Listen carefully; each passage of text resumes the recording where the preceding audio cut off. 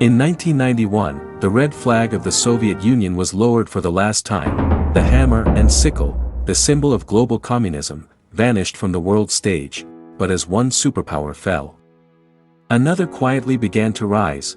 Welcome back to the channel. Thanks to the love being shown to me by loyal supporters, you all are the best. Now let's dive in. China, once a poor, agrarian nation crippled by internal chaos, was about to inherit the world the Soviets left behind, not through conquest, but through strategy, through adaptation, through patience. Because when the USSR died, China didn't just survive the Cold War, it won it. In its own way, December 26, 1991, the Soviet Union, the empire that once challenged the United States for global domination, ceased to exist. 15 new nations emerged overnight. The Cold War ended not with a bang, but with silence. The US celebrated the end of history. They believed democracy and capitalism had triumphed forever, but in Beijing, the reaction was very different. China's leaders were terrified. They had watched their ideological twin, a fellow communist state, implode from within. If the Soviet Union could collapse, what stopped China from being next? The fear in Beijing. The timing couldn't have been worse. They yelled and shouted, and then as troop lorries were seen moving down the road, there was gunfire. Just 2 years earlier, China had faced its own crisis, the Tiananmen Square protests of 1989. Millions demanded democracy, and when the government crushed the uprising, China became a pariah on the global stage. Now, watching Moscow burn politically, Beijing asked one haunting question: will we be next? Deng Xiaoping's cold calculation. Deng Xiaoping, China's paramount leader, drew a ruthless conclusion. He studied the Soviet collapse like a surgeon examining a dead patient, and he identified 5 fatal mistakes the USSR made. 1. Too much ideology, not enough results. The Soviets drowned in propaganda but couldn't feed their people. 2. Military obsession. They built nukes instead of an economy. 3. Bureaucratic stagnation, a system that rewarded loyalty over competence. 4. Reforms without control. Gorbachev's glasnost and perestroika unleashed chaos. 5. A loss of faith. The Soviet people stopped believing in the system. Deng vowed, that will not be China's fate. So, while the world mocked communism's failure, China quietly redefined it. They said, fine. Capitalism works. Then we'll use it, on our terms. They opened special economic zones, invited foreign investment, and unleashed a hybrid system, authoritarian in politics, capitalist in economics, a model the Soviets could never imagine. While China was reinventing itself, the West made a catastrophic miscalculation. They believed China would liberalize as it modernized, that money would bring freedom. They were wrong. In the 1990s, the US and Europe opened their markets. Corporations flooded into China, lured by cheap labor and endless potential. Factories relocated. Jobs vanished in the West, but in China, an empire was being built. With American money, with the USSR gone, there was no rival to the US. Global institutions like the IMF and World Bank declared a unipolar world. But China saw an opportunity, a vacuum. While Russia descended into chaos, China stepped into the role of the new manufacturing heart of the world. Every toy, every phone, every piece of clothing, made in China. They didn't need to conquer the world militarily, they were conquering it economically. The Soviets tried to outspend the US, and died trying. China took the opposite approach. They let the US spend itself to death while they played the long game. As Western democracies obsessed over elections, debt, and short-term politics, Beijing planned decades ahead. The world was changing, and China was quietly taking the driver's seat. In less than a generation, China achieved what the USSR never could. They rivaled, and in some ways surpassed, the United States. But it all began with the Soviet collapse. While Western companies stripped Russia's assets for quick profit, China was quietly forging alliances with the newly independent states of Central Asia, Kazakhstan, Uzbekistan, Turkmenistan. These nations had resources the world wanted: oil, gas, minerals, and, most importantly, geographic access to both Europe and the Middle East. Beijing called it economic cooperation. In truth, it was the first blueprint for something far larger, a project that would one day be known as the Belt and Road Initiative.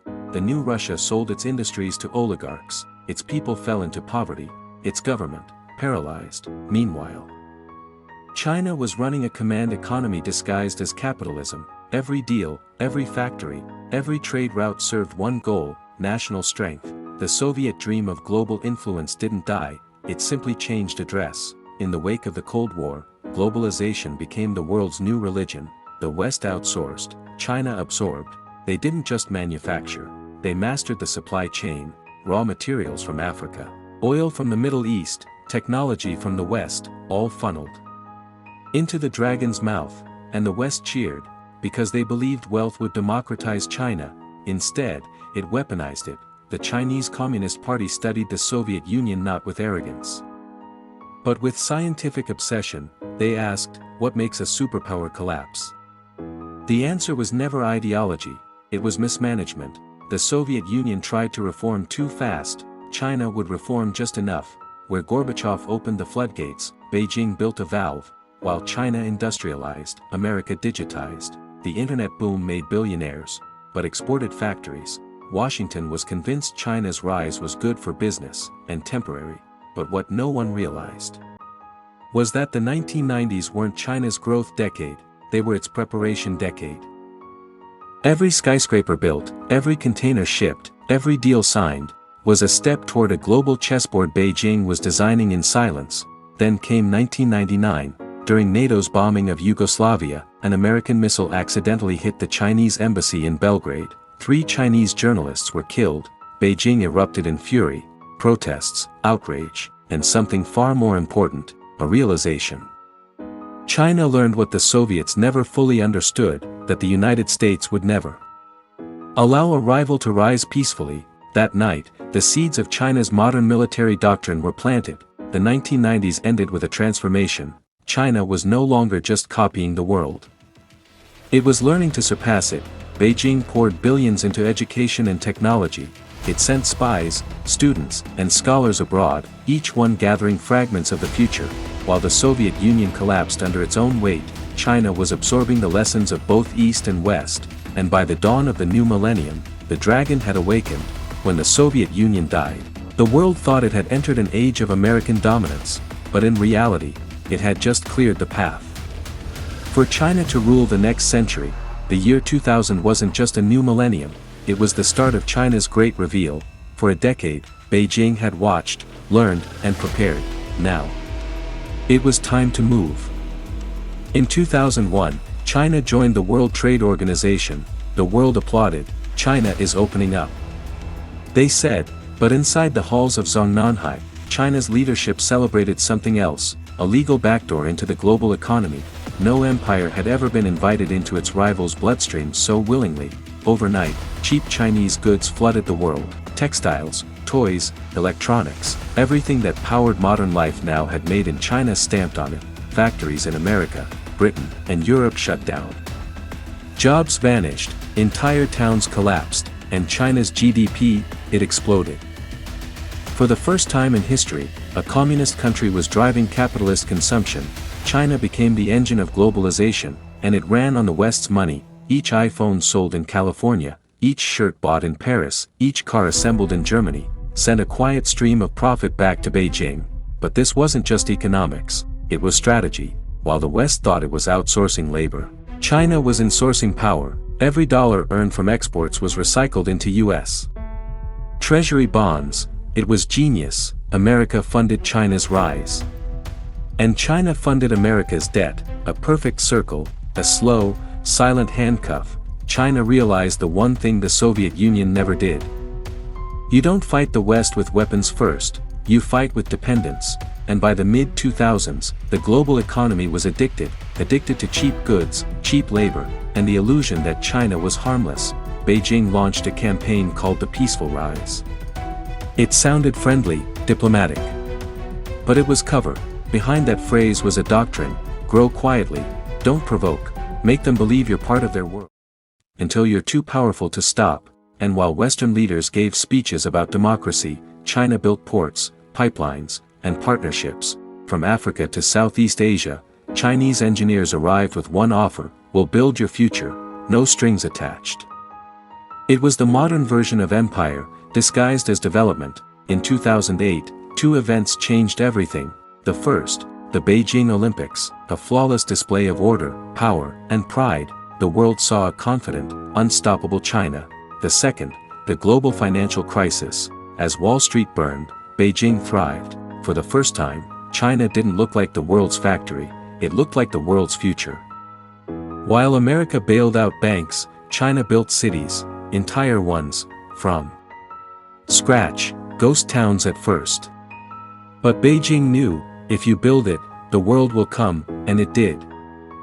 The 2010s began with a new voice from Beijing, no longer cautious, no longer quiet.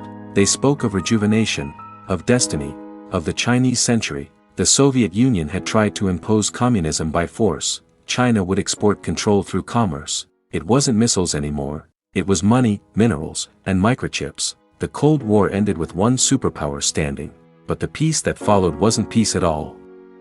It was the transfer of power, from an empire that fell apart, to one that learned exactly how not to.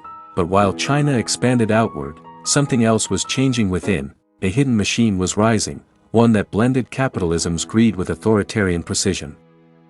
The next act is when China truly became unstoppable. For decades, China's power was economic, but as the yuan spread across continents, another force began to rise beneath the waves: steel, missiles, and silence. China was no longer content being the world's factory. It wanted to be the world's power. While Western powers debated policy, China moved fast. It built its first overseas military base in Djibouti in 2017, right beside an American one. But that was only the beginning. From Africa to the Indian Ocean, from the South Pacific to Latin America, China was laying down runways, ports, and satellite hubs, all under the banner of trade cooperation.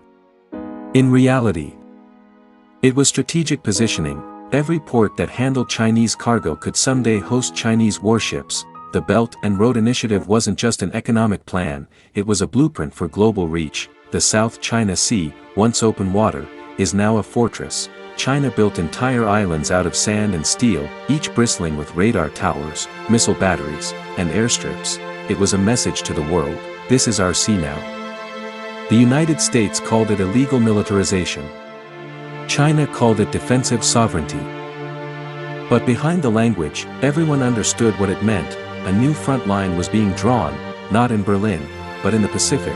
The new arms race. The 21st century's arms race doesn't look like the last one. There are no nuclear parades or Berlin walls. This one happens in space, in the shadows of cyberspace, and beneath the oceans. China's navy is now the largest in the world by number of ships. Its missiles can reach any American base in the Pacific. Its satellites can blind enemy communications in seconds. The United States still holds the upper hand in experience and global reach, but China has something Washington has lost: momentum. Once again, the world is being divided. But this time, there's no iron curtain, only invisible ones: 5G networks, digital surveillance, trade routes, influence. Countries don't have to choose between capitalism and communism anymore. They're choosing between Washington and Beijing. And just like the last Cold War, it's not just about weapons, it's about who controls the future. The fall of the Soviet Union didn't just end a superpower. It gave birth to a smarter one. China studied the Soviet Union's collapse like a military textbook, and it learned the ultimate rule of survival: don't fight the West head-on, replace it, one piece at a time. Through loans, ports, microchips, and propaganda, the dragon no longer breathes fire. It breathes influence. From the ashes of the USSR rose a nation that mastered patience, control, and silence. And now, the world stands on the edge of a new Cold War. But this time, the battlefield isn't Europe, it's everywhere. Don't forget to like and subscribe for more deep dives into happenings during the Cold War.